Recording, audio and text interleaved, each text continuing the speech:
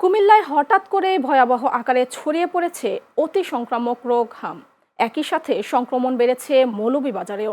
হাসপাতালের শিশুদের কান্নার আওয়াজে উদ্বিগ্ন স্বজনরা। রোগীর চাপ সামলাতে হিমশিম খাচ্ছে হাসপাতাল কর্তৃপক্ষ। অভিভাবকদের সচেতন হওয়ার পরামর্শ চিকিৎসকদের। কুমিল্লা থেকে রাজীব সাহা এবং মৌলভীবাজার থেকে মঞ্জু বিজয় চৌধুরীর পাঠানো তথ্য ও ভিডিওচিত্রে বিস্তারিত দেখুন ডেস্ক রিপোর্টে।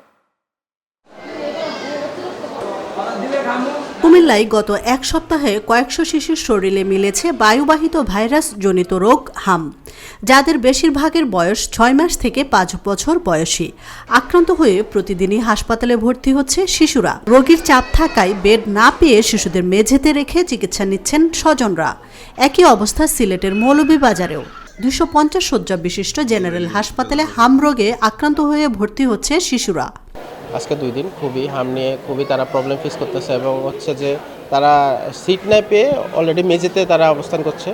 আমাকে প্রথম বলতেছে যে 2 নং ওয়ার্ডে যান, তারপর বলতেছে 3 নং ওয়ার্ডে যান, তারপর বলতেছে 3 তলায় যান।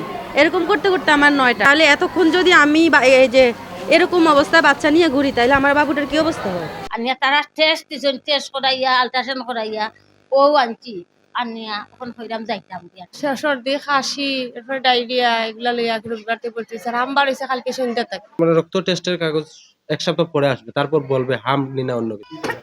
যেগুলা হাম না কি বলে লাল লাল এগুলা। চিকিৎসকরা বলছেন হাম অত্যন্ত ছোঁয়াচে হওয়ায় দ্রুত ছড়িয়ে পড়ছে।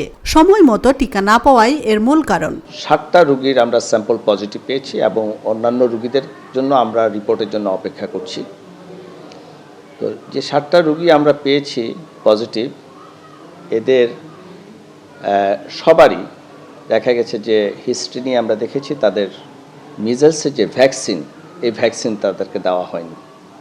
তো এটা হচ্ছে আমি একজন শিশু বিশেষজ্ঞ হিসাবে আমি এটাই বলবো যে এটার মূল কারণই হচ্ছে তারা যেহেতু ভ্যাকসিন পায় নাই, তাদের সেই মিজলসের অ্যাগেনস্টে তাদের প্রোটেকশনটা হয়নি। এই কারণেই তাদের মানে তারা মিজলসে আক্রান্ত হয়েছে। এটা বাচ্চাদেরও হচ্ছে, বড়দেরও হচ্ছে। বিশেষ করে বাচ্চারা যারা আছে তারা ঝুঁকিতে আছে। যদি জ্বর থাকে এবং সাথে শরীরে বিভিন্ন ধরনের দানাদার জিনিস ছোট ছোট দাগের মতো দেখা যায়, সেই ক্ষেত্রে তখন তারা ডাক্তারের শরণাপন্ন হবে। তখন সেটাকে আমরা বলবো সাসপেক্টেড, এবং এটাকে তখন আমরা ব্লাড কালেকশন করে পাঠাবো। ওইখান থেকে যদি পজিটিভ হয় তাহলে হাম পজিটিভ, অথবা ধরতে হবে অন্য কোনো জ্বরের কারণে হয়তো সাথে আসছে। হাম রোগের প্রাদুর্ভাব মোকাবেলায় পর্যাপ্ত প্রস্তুতি আছে বলে জানিয়েছে মৌলভীবাজার জেনারেল হাসপাতাল কর্তৃপক্ষ। ওনাদের সার্বিক ব্যবস্থাপনায় আমরা আমাদের 5 তলায় 20 বেডের আইসোলেশন পূর্ণাঙ্গ প্রস্তুত করেছি। আগামীকাল থেকে আমাদের প্রত্যেকটা রোগী আইসোলেশন ওয়ার্ডে ভর্তি হবেন। যদি কোনো কারণে রোগীর মাত্রা বৃদ্ধি পায়, আমরা আরো বৃহৎ পরিসরে আমাদের সেবা চালু রাখতে পারবো। শিশুদের হাম সংক্রমণ থেকে রক্ষা করতে অভিভাবকদের সচেতন হওয়ার পরামর্শ দিয়েছেন চিকিৎসকরা। তাছাড়া হঠাৎ জ্বর, চোখ লাল হওয়া কিংবা শরীরে ব্যথা বাড়লে দ্রুত চিকিৎসকের শরণাপন্ন হতে হবে। আশরাফুন নাহার মালা, চ্যানেল এস, নিউজ ডেস্ক।